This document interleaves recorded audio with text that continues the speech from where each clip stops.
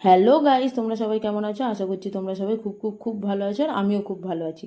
তো দেখো, আজকে রাত থেকে ভিডিওটা আবার স্টার্ট করেছি, প্রায় 11টা বাজতে যায়। তো এটা বুধবার রাতে আমি শ্যুটটা শুরু করেছি। তো এখানে দেখো আমি আলু কাটিং করছি। তো তার আগে আমি ডিনার করে যা যা আমার কাজ ছিল করে নিয়েছি। তো এখানে কেন আলু কাটছি, কালকে আমি একটা আলুর তরকারি বানাবো। তো কেউ বলে বাটি চচ্চড়ি, কেউ বলে আলুর তরকারি, তো যেটাই যে বলবে সেটাই। যাই হোক, তো এখানে দেখো আমি অল্প করে আলু নিয়েছি, কেন আমি এটা নিয়ে সেকেন্ড টাইম বানাচ্ছি। বিয়ের আগে একবার আমি বানিয়েছিলাম, খুব একটা ভালো বানাতে পারিনি, তাই ভয়ে ভয়ে আমি অল্প করে আলু নিয়েছি। যদি ভালো হয় তো পরে আবার বেশি করে বানাবো। তো দেখো এখানে আমি ছোটো ছোটো করে আলু কেটে নিচ্ছি।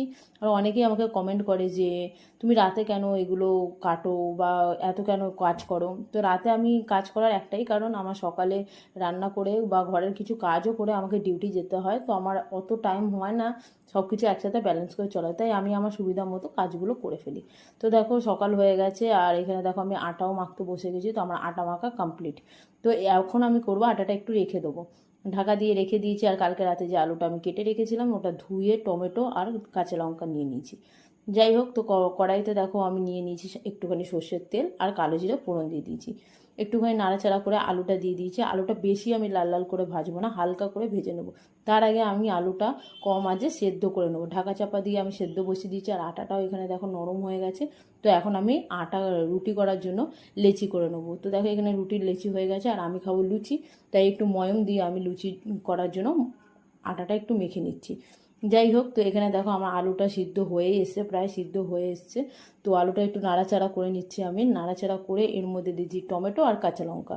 তো টমেটো কাঁচা লঙ্কা দিয়েও একটু নাড়াচাড়া করে নিচ্ছি। তো সামান্য পরিমাণে নুন, যতটা মানে আমার লাগবে আন্দাজ অনুযায়ী নুন দিয়েছি। আর একটুখানি হলুদ দেবো, এটা সাদাও করা যায়, তো আমার সাদাটা খুব একটা ভালো লাগে না দেখতে, তাই জন্য আমি একটুখানি এটা ঘিয়া ঘিয়া করতে চেয়েছি, তাই খুব পরিমাণ হলুদ দিইনি, হালকা হলুদ দিয়েছি।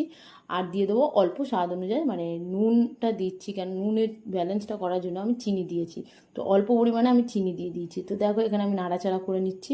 খুব একটা এটা আমি লাল করব না, এটা চচ্চড়ি খুব লাল হয় না, এটা হালকাই হয়। তো দেখো নাড়াচাড়া করে আমি এখানে জল দিয়ে দিয়েছি।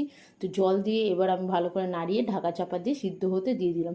তো 90% সিদ্ধ হয়ে গেছিলো, 10% সিদ্ধ হয়ে গেলে কমপ্লিট। তো এখানে আমি দেখো রুটিগুলো সুন্দর করে করে ফেলছি। তো রুটি করা আমার কমপ্লিট, আর লুচি করার জন্য আমি লেচি করে নিয়েছি। আর এখানে আমার আলুর তরকারিও কমপ্লিট হয়ে গেছে। যাই হোক, এবার আমি করব লুচি। তো আলুর তরকারিটা আমি নামিয়ে নিয়ে লুচি দেখো বেলে নিয়েছি। এবার আমি লুচিটা ভেজে নেবো। তো অল্প তেলেই ভাজি, কারণ লুচিটা শুধু আমি একাই খাবো, তাই তেল ওয়েস্ট করে লাভ নেই, তাই আমি অল্প তেলে নিজের মতন করে লুচিটা ভেজে নিয়েছি। তো খুব একটা লুচি আমি বেলতে পারি না। যাই হোক, তো এখানে দেখো চিন্টুর জন্য আমি টিফিন গোছাচ্ছি। আর মা করেছিল সকালে সুজি, আর সুজি রেসিপিও